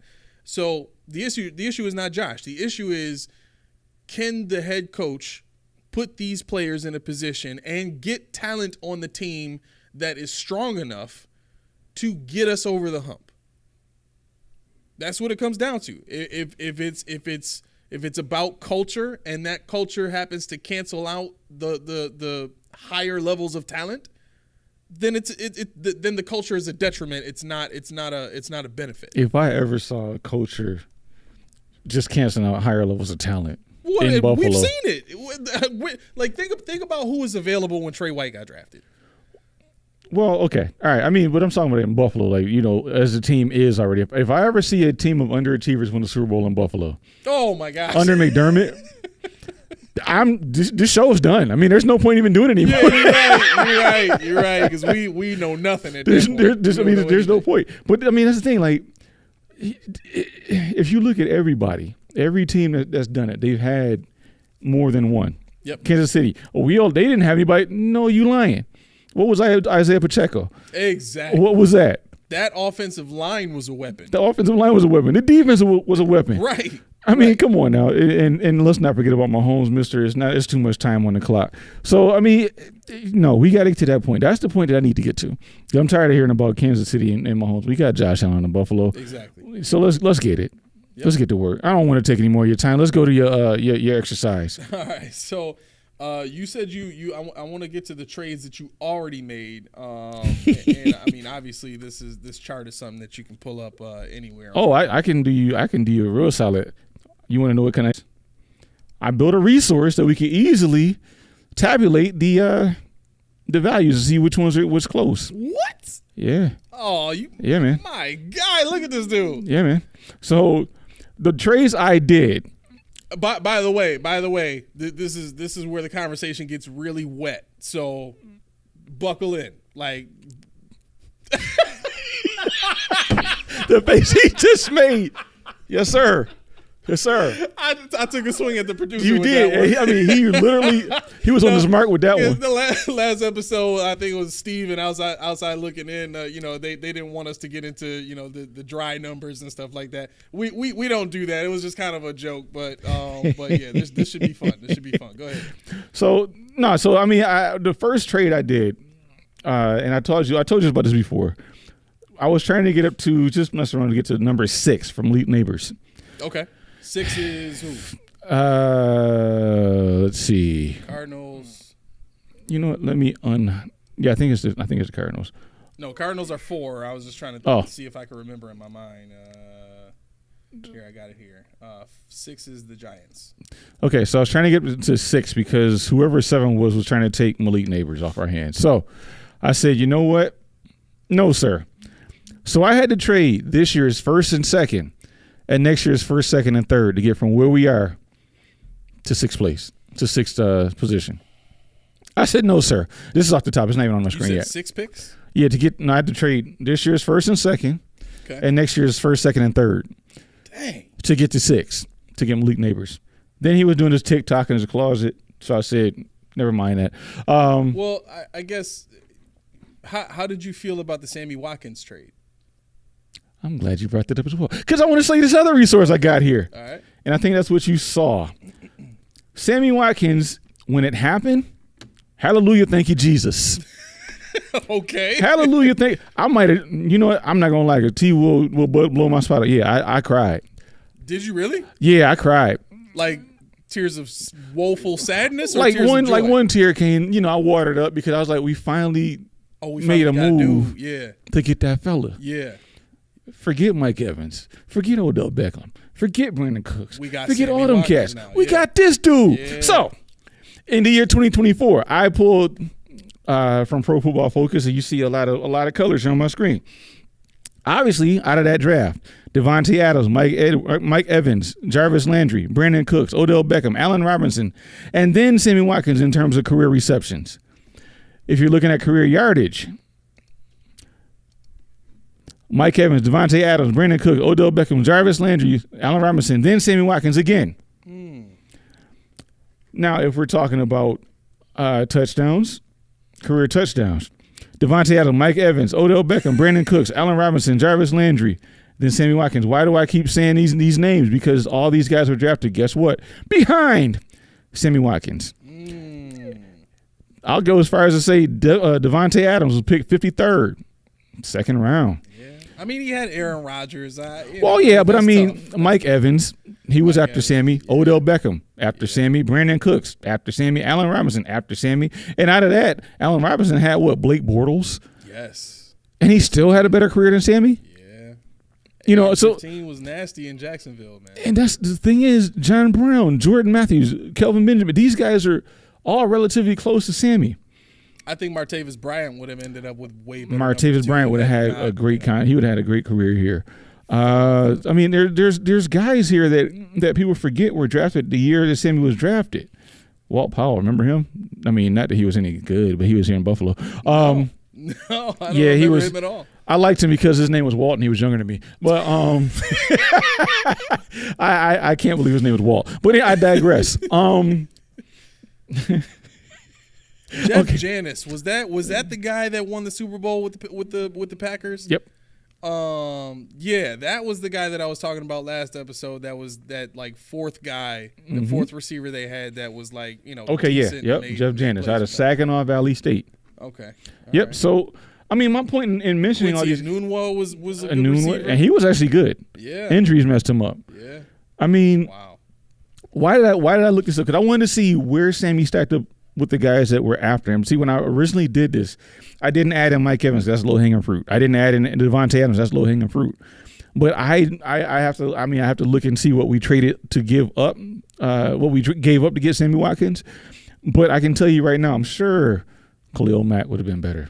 I'm sure Odell Beckham would have been better. I'm sure Devontae Adams in the second round would have been better. Allen Robinson, second round. Jarvis Landry, second round. John Brown, second round or third round. Jordan Matthews, hate his guts, but second round.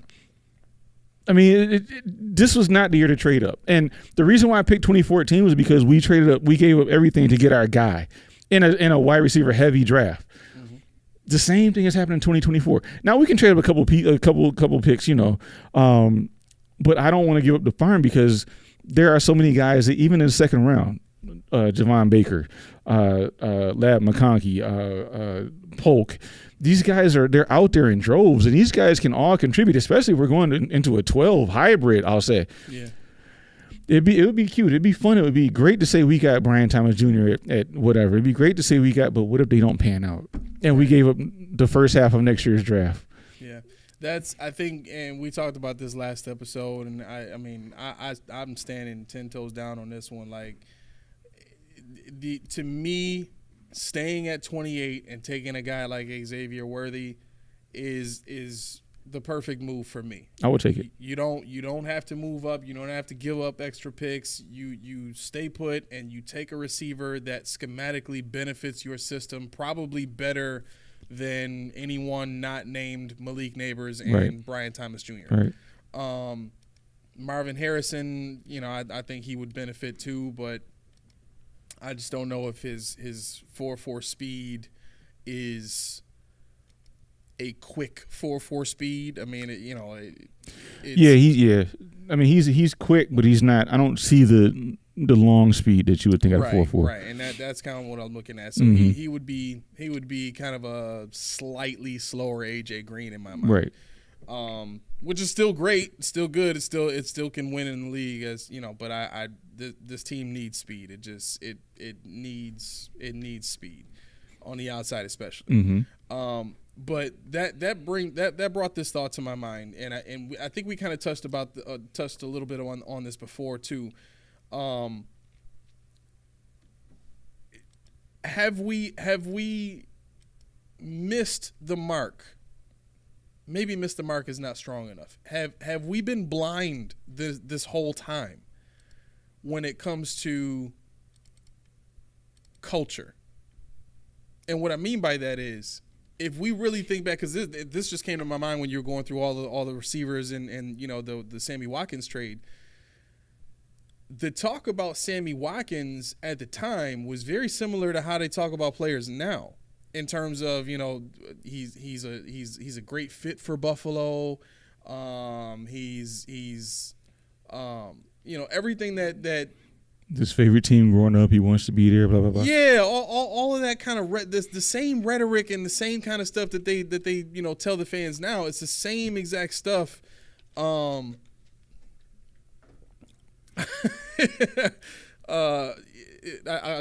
get to this comment in a second. I love when you say that. Because sometimes it happens, sometimes it don't. But no, anyway, it kind of seems to me that we've had the same mindset about the type of players that we draft for 20 years. Yep. If you really think about it, like this culture that everybody's lauding Sean McDermott for bringing and establishing here, it's the same mentality on the type of players that they draft. Mm-hmm. It's, We don't want divas in here. We want guys that are, blue collar, hard workers, high motor guys. Like it's been the same rhetoric the entire time. So how did we miss that? Right. How did we get swept up in culture? Was it the influence of the Patriots? Was it just the fact that we had made the playoffs for the first time in 20 years? And you could say it. You didn't mean swallow. You mean swallowed up. Have you ever been swallowed up?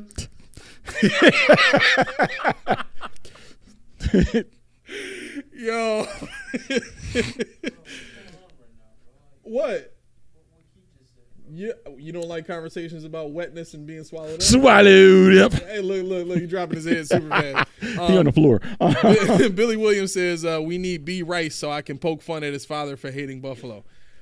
That would be fun for a little bit. That would be fun for a little bit.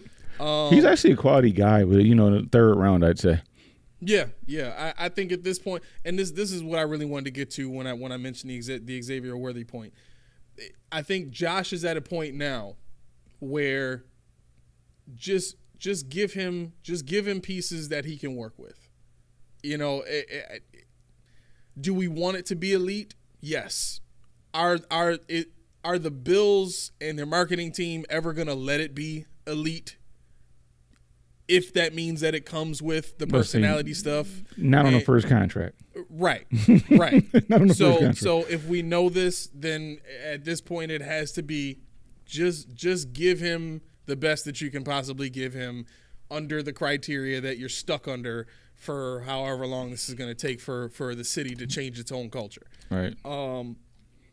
But back to this draft chart. So when it comes to moving up into the top 10, give me a number. What do you want to do? Let's get to because I did one earlier today that was more palatable. I moved up to 10, I believe, to jump, or was it 9? I moved up to 9 to jump the Jets for Odunze to see what happens. And they took a first round in 2 seconds. They took it. I mean, it was a weak take, but I'm thinking in some world it might work. But yeah, go ahead. Get us up to somewhere between 11 and 13. Minnesota, Denver, and Vegas. And the reason I'm looking at those spots as like prime real estate for the Bills is it's going to be high enough still to get Brian Thomas Jr. But Minnesota doesn't need a receiver at this point. They got Addison and they have Jefferson. They're going to need offensive line help. They need defensive line help. They're going to need a pass rusher because they lost Danielle Hunter. Denver, they still have their 6'4" guy. Even though they traded Jerry Jeudy, I don't think they're going to be focused on receiver either. They might take one, but I think they would be willing to get the picks because their cap situation is not great, and they're going to want to have a lot of lower contracts. And then Vegas because they don't need receiver either. So I think those would be 3 teams that would be willing to take the extra picks, get the extra rookie contracts on their books, and develop because neither of those any of those 3 teams are in a position to make a strong playoff run right now. Okay, so I start off with the first this year, second next year. We're about 108 points too low. So how about we try to add in? What do you want to do? How about we do? Well, you said you added in what now? So this is what basically the way the chart works is I put 2025 60 because this is the equivalent to what. That's our second round pick. That would be next year's. Yeah, that'd be next year's second. Okay. So what we're looking at is we're trying to figure out where we best can. How about we do 28 next year's second, and I think you got to give up a first and a second this year. This year? All right, so let's do this. How about we try the first and second this year? Yeah, no, that's too low. So how many points do we have to get to? We gotta get to 1,200. So we're at 1,000 now. So you got to come up with 200 more. Oh yeah, for Denver is 1,200, Minnesota's 1,250, and Vegas is 1,150. Yep. So Okay. all right. So how about we do? So first and a second this year, and then you can do. I would do. You First got 2 next year? seconds next year. I would do one of the seconds next year. Yeah, that's it. 1287. That's enough to get you up to. That'll do it. Yeah, that'll get you to 11 easily because it's only 1250 for. Yep. So you do a first and 2 seconds, and you actually might be able to get something back. Get a later round draft pick back in that one. Yeah, this year or next year. Yeah, Mhm. I think to me that works because you're in position now to take. I think Harrison is going to be gone. I think Neighbors is going to be gone. I do Doomsday think, would have to get past the Jets. Yeah, I don't think that's happening. I think Doomsday is gone, so that leaves you with Brian Thomas. And you're in prime position. Not like I can't imagine that. Well, Chicago's got another pick there too. Well, they got 9. That's why I traded an with offensive lineman.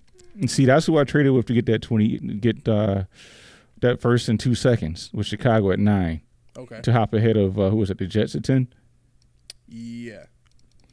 Yeah. So What about because if we're trying to make sure. All right, let's look at this. So we got Chicago taking Williams, right? Washington is taking a quarterback. New England's taking a quarterback. Arizona has the potential to do a draft day trade if they want to get additional picks. And what I mean is they could draft a quarterback at 4 and then trade their quarterback, get more picks to get back in the first round this year again on top of maybe a first rounder next year. Right. If they wanted to be smart, but they're not taking a receiver. Well, I can't say that. If for some reason they think they can make it work with Kyler Murray, they will take a receiver. So I think the first team that could potentially take a receiver is Arizona. Mm-hmm. The Chargers need a receiver. They will more than likely take a receiver because the only guy they have right now is Quentin Johnston. Ooh, you need somebody. Quentin Johnston and the other guy that tore through the Bills last year. What's his name? I forget his name, but yeah, I can look it up. Okay. Because you know how I am with other teams. So I'm thinking at this point, if you wanna ensure that you get the receiver you want, you probably got to get up to 7 ahead of Atlanta.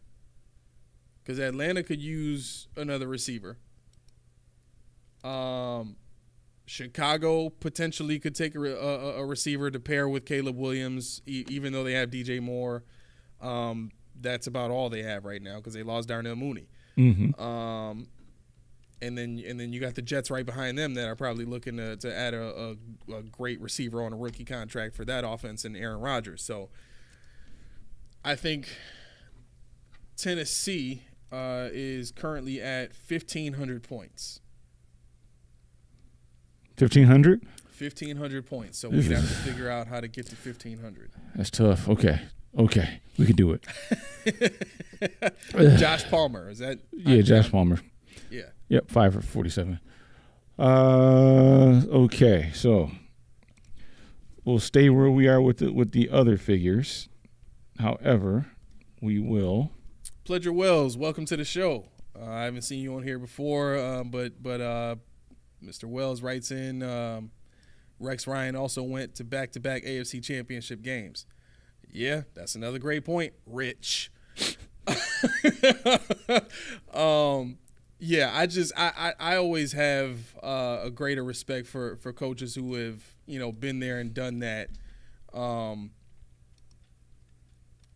more so than coaches who've kind of been one-offs. I think the same thing could be said for players, but we've seen more players come into the league as one-offs in college and have success more so than coaches. It just, if you're a coach, it typically doesn't work like that. All right, so we're at. You said the Chargers, or who'd you say? No. We got to get up to 1,500. You said, right? 1,500 for Tennessee. Tennessee. Yep, okay. The Titans. So you're doing. I'll do the same. I'll start with the same as we did last time. First and second this year, second next year. Mm-hmm. And let's see. So if I'm looking at. How about we throw in one of the fourths? Our fourth. Nope. What's our fourth? Nope. Yeah, that's only. That gets us to 1321. So, back to the drawing board. Yeah, you'd have to look at what does a third next year give us? What is that? The third next year is 133. That will do that one. 28. Okay, so third. Are we adding the second next year too? Yes. Okay. Yeah. They'd have to give up a haul to get up to seven. Yeah. You're talking about first, second this year, and probably first two firsts. Yeah, two firsts. Yeah. 2 seconds, and a third next year is probably what it would take. As a matter of fact, you know what? I'm sorry, I misspoke. This 60, because what they usually do is they take a round lower. So, for instance, next year's first worth this year's second. So that's what this is. This 60 in 2025 is actually next year's first. Oh, okay. So we'll do that. Yep. And we have a lot of ways to go. Jeez. Still. So you said what else? 188. Two firsts, 2 seconds. Let's try a fourth this year and a third next year. A fourth this year, which would we got 3/4. We'll do this one. And a third next year? Yeah. 1484. I mean, they would have to. You might want to throw in a player or something like that. Yeah, I was just thinking that. throw a player in there because that's what 5-6 draft picks already. Okay, so theoretically, who would you be willing to throw in for a trade like that? You're looking at a Tennessee team. They have a young quarterback in Will Levis. They have 2 wide receivers in Calvin Ridley and Hopkins. Mm-hmm. They need safety play. We don't have those. They need defensive line play. They have decent linebackers. I think they still have Harold Landry there. Say defensive line, we're devoid because you can't give up. I mean, you just go at me on this in Buffalo. They need offensive line too. We can trade Spencer Brown. You could trade Spence. And that would give La'el Collins the starting right tackle spot. If you really Buffalo, don't cancel me here. But if you really wanted to be, if you want to be that team, and you're hedging your bets, you can trade Rousseau. Ooh. Because his 5th year is coming up, and right now his fifth year option is going to be worth $19 million or so. Essentially, he's AJ Epinesa. That's what I'm saying. And in my mind, I know he's more athletic than Epinesa, but I've seen Epinesa perform better. Maybe that's Epinesa. He's lost a lot of weight. So I don't know how much of that was that 280 frame he played at Iowa with versus the 270 or whatever he is now. Because if you saw a picture, I was actually talking to a podcaster about that too, and he's like, "Yo, he's got to be 270, 275." I mean, you could say the name. I don't. He's got to let me know it's okay. Like name dropping? Okay. Nah, he's got because the ones I talk about, they don't know who I am. They don't care about me. But this one, we actually talk like every day. So yeah, I'm gonna go ahead and we'll if it's okay, I'll let you know who it is later. All right, that'll work. Okay, all right. We'll scrap this one, huh? Yeah. I don't think that's too many. Rousseau would have to be involved in that. It's a lot. Yeah, we have to be involved in that. Then you would have to say Chris Braswell or Dallas Turner's not going to have him. He's too high. Or Jared Verse, who I don't want, is too high. You have to replace him, so it's just no point in it. Right. There's no point in it. Anything else before we get out of here? Yes. Okay. I was going to say also, I'm pulling out my Lundy Sports Pro Football Draft Book. Oh boy! And this is another reason why I say keep it wet, keeping it moist.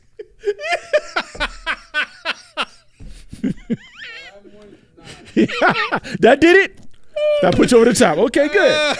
Mental note. Producer's had enough. He's had enough. Now I'm pulling the book out. The reason why is because, in addition to me not wanting to trade up with this deep draft class, is that okay to say? Deep draft class. Okay, good. Prototypically, we're looking at what six different metrics for wide receivers. Okay. Best release in this draft class, Brian Thomas Jr. Best route runner, Ladd McConkey. Best hands, Marvin Harrison Jr. After the catch, obviously Malachi Corley. Johnny Wilson, your boy, is the best blocker. And intangibles, Roman Dunze. So it really depends on what you're looking for. If you want somebody after the catch, you go get Malachi. You want a route runner, Ladd at 4.38 speed. Yeah. I mean, Johnny Wilson, if you want a blocker, which if you really want that Gabe Davis role, this is actually something I wanted to ask you too. Why is everybody sleeping on Mack Hollins? I mean, is he not adequate replacement for Gabe Davis in a pinch? I think a part of it is everybody's not really familiar with Mack Hollins' play. He's never been in a prominent role anywhere he's been. Right. And then when he has played a prominent role, which I think mainly was with Atlanta, they haven't had a quarterback in 4 years. Yeah, and the thing is, I hope this opens up within some really rational time. But the thing about this is, I pulled numbers up, and advanced receiving, Gabe Davis, average depth of target 15 yards. Mack Hollins 12.6 yards. Yards after catch per route, 3.7 yards after catch per route. Mack Hollins, 3. Yards before contact, Gabriel Davis, 13.1. Mack Hollins, 9.7. Drop percentage, Gabe Davis, 6.7. Mack Hollins, 5.6. Let's see, what else can I pull up real fast here? Obviously, there's a target disparity. Mm-hmm. But Mack Hollins, in 177 targets versus Gabe Davis, 300, has accounted for 61 first downs versus Gabe Davis's 125, and twice as many attempts. The last thing I wanted to bring up was the catch percentage. Mack Hollins, 60%. Gabe Davis, 55%.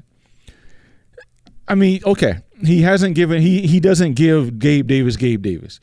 But if you're looking at trying to replace the X, your Y, who really wasn't that effective last year anyway, you have a guy on the team that pretty much can do the same thing. You got Kincaid, you got Knox, you're gonna have Samuel, you're gonna have Shakir, and now probably a number 1X. It's not all bad luck. Let's not forget Mack Hollins exists, because I think he will find a role in the team. He's not Deontay Hardy, and I'm afraid of what he's gonna do with Lamar Jackson. I'm afraid for what Deontay Hardy does with Lamar Jackson. I really am. Yeah. Because it's not going to be one of those Odell Beckham's kind of Zay Flowers kind of roles, but it's going to be a couple people saying, where the hell was that when he was here? Oh, it's going to be Darren Sproles-esque. Yes. Where the hell was that when he was in Buffalo? Nowhere. So I'm telling you right now, don't sleep on Mack Hollins. He got a 1-year contract at next year's wide receiver class.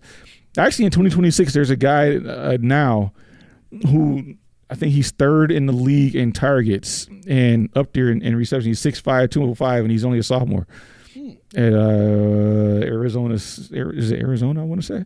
But watch out for him. All you need is a placeholder. You make a very interesting case for Hollins. He's an older guy now. He's older, and he's a 1-year contract. But I mean, you can hold it. And worst case scenario, I don't believe in it. But Justin Shorter is still on the team. Yeah. So I don't know what he can do. 2 years in the system, we'll see. It just, to me, knowing how the Bills have operated, Mack Hollins seems more to me, and I'm not going to sleep on him. No, not you. But, I did too. But I just think, Sean has always tried to have a den mother in each room, and Mack Hollins kind of fits the bill. He's 30 years old and about to be 31 now, and he's going to be the oldest guy in the room, including Curtis Samuel. So It's tough to see those guys come here, and Mac Hollins probably has the best opportunity out of all the Den mothers that have been, hired for this Bills team. And I'm glad you said that. Honestly, before I don't want to cut you off, but people that, well, Mac Hollins older, he's got more. I ran the numbers from 2020 to 2023 for all of them. So, I mean, Gabe Davis has played 97% of his snaps, and Mac Hollins is 60. So that tells you right there. The numbers aren't skewed. Yeah, it's just opportunity. They are what they are, right? They are what they are. Well, it'll be interesting to see, for sure. Billy Williams said we should trade down. Yes, sir. It depends on where we trade down to. I'd say, depending on who's there, 35 or so. The only way I would be willing to trade down is if Xavier Worthy was off the board. If you trade down and that kid is still on the board and you let Kansas City get a hold of that guy, you have nobody to blame but yourself. There's no excuses for that whatsoever. You can't explain that away. There's no reason why that team should have an opportunity to get that player and then turn around and destroy the league with not just Xavier Worthy, but also Hollywood Brown. Mm-hmm. So, but watch how they play this. This is gonna be beautiful. Let the Bills not take Xavier Worthy at 28. Matter of fact, let Xavier Worthy be there at 28, 27. Watch how the Kansas City Chiefs don't panic and trade with 26 to jump us. Oh, watch how they're like, whatever. If he's there, he's there. If he's not, because they got the cap space to do it. And the thing is, the way Buffalo operates with Kaiir Elam, who's now transitioned to number 5. He's now not wearing 24? He's wearing 5 this year. 25? No, he's wearing 5. He's going to his college number. Oh. Yeah. But watch how they don't do the Dalton Kincaid move, the Kaiir Elam move, where you trade up to jump somebody because you're afraid they might take him. Watch how Kansas City sits tight and says, you know what? We got a contingency plan. We'll take McConkey and make him great. We'll take, watch that happen. Yeah. And that's how the Bills have let us down over the last couple of years. Yeah. All right. I think that's all I got for today. I saw your notes. I know you got way more, but hey, overtime. It's a slow burn because those are my notes to get us through the offseason. There you go. Perfect. All right. Well, with that being said, we got to get out of here. Mm-hmm. I take on the responsibility of making sure you get to work on. Now you good because I missed it like 2 weeks in a row, so whatever.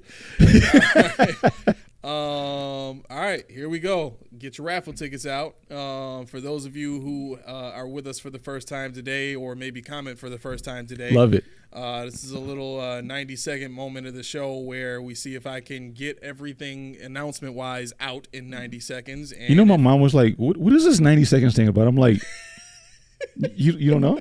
The song is 90 seconds long. It's taking on a life of its own now. I have no idea how it came about. It's just somehow just manifested. No, but let's see if we can get this done. There it is. Oh, he put this. Okay. Nope. Start over. Really start over. All right. Start over. Start. I get to start over? You get to start over. Hey, the man said I get to start over. All right, here we go. So, thank you all for tuning into the show. Billy Williams, Pleasure Wells, thank you for joining the show and commenting. Welcome to the family. Go ahead and hit that like, subscribe, and make that bell. Ring-a-ling-a-ling. So that you can get notifications every time we put out announcements. We don't typically do shows on Tuesdays. It's usually Mondays and Fridays, but we've been moving a few things around because of schedule conflicts and stuff like that. So yeah, it's we my will fault. put out announcements anytime. Here comes outside looking in. I was wondering what he was. It's definitely my fault. Now I'm gonna take the blame for this going over because I did want to say, and I meant to say this earlier, but the reason why we're kind of fluid, and please hit that bell so you know when we're on.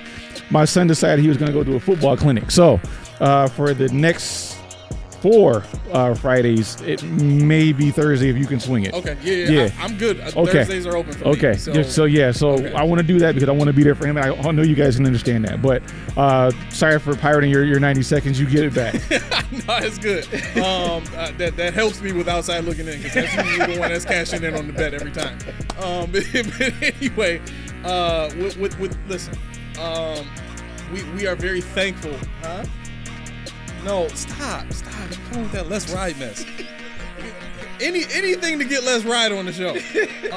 Start over. Yeah. All right, let's try this again.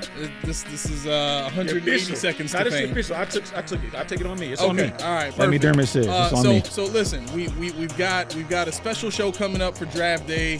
It's not going to be on draft day. I think I clarified this at the very, very end of our last episode, but it's not going to be this coming Monday, but the following Monday. So, what date is that? Let me just give it to you. It's going to be not the 20. No, that's the draft day. We got to do it. draft We're gonna do day. it Friday. So- We're gonna do it Friday because I think Melly Mack comes on Friday. So Friday. We're gonna do it Friday. The 26th. No, like 3 days So from now. well, you got the football thing, right? So it would have to be. No, I'm gonna be here this Friday. I'm gonna be here this week. I'm doing it for that. I'm gonna be here special for that. So the 19th, this Friday. Yeah. Oh, okay. All right. Let's moist. That's what outside looking in said. You got the producer with that one. We keep it wet around this piece. That's what we got to do.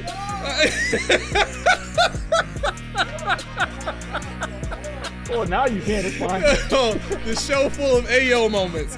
All right, so Thursday the 19th. We've been switching this thing around. It was supposed to be draft day, but that is your birthday. So we are not going to do that show on your birthday. Otherwise, you will get killed. Yes. And 180 seconds has now turned into what 270 seconds. Yeah, 270 seconds. We're gonna make it happen. No distractions. Yeah. So anyway, so tune in this Thursday the 18th. We will be doing a special show where I will be Sean McDermott, Mac will be Brandon Bean, and you will be Jim Overdorf. Yes. And we are going to. Billy Williams says moist and tender. He's dying slowly over there. He's losing his mind over here. I'm not in control of the comments. The comments are its own entity. It does what it wants. Anyway, so tune in for that show. It's going to be very interesting, very fun. We like to have a lot of laughs and stuff like that, and we know how ridiculous it's going to be, but this is probably how they really operate in the war room. So tune in for that show. If you are a basketball fan, our producer, my oldest son Junie, has his own podcast where he covers everything NBA. He has gotten better every single episode. I listen to the podcast when he's doing it because I'm usually right in the other room when he's doing it. But he's coming up. He's coming up. So tune in. What's up tomorrow? What time? Tomorrow 6 to 7. Okay, and they can find you live on Instagram too, right? Okay, perfect. So with that being said, thank you to everybody who's tuning in. Hope you enjoyed your time with us. Tune in this Thursday. We're going to start at 6:15. Yeah. Okay, all right. So that's when we'll be back. This has been the Post Podium Podcast, home of the All Truth, No Sodium Takes. I have been your co-host, Aramis. This is Keith. We are out. Peace.